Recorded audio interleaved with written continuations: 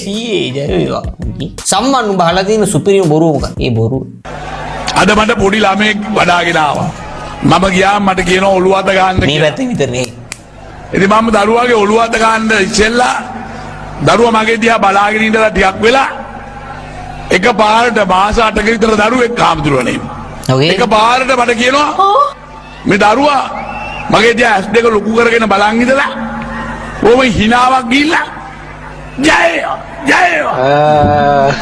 මාස 8යි. අම්මයි තාත්තයි කියනවා තාම මට අම්මා කිව්වෙත් නැහැ තාත්තා කිව්වෙත් නැහැ. කියව පළවෙනි වචනේ සම්පූර්ණ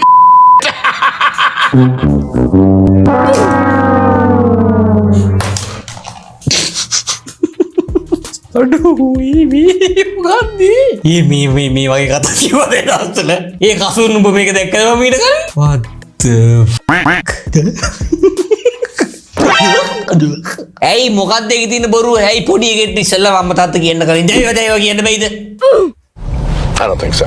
මේ හැමදේම වෙන්න පුළුවන් මචං. You know හැමදේටම තියෙන සම්භාවිතාව. ඔය තේරෙනවද? මේක නම් තියෙන්නේ මිලියන එකකින් එකක් විතර. ඌ ලංකාවේ පොඩි එකකින් වෙන්නත් පුළුවන් මිලියන එකකින් එකෙක් වෙන්න පුළුවන්. ඒ වනේ මං කියන්නේ. But god damn. නයිනේ බබු. නයි නෙමෙයි මුන් දඩ පොළොංගු. Fuck.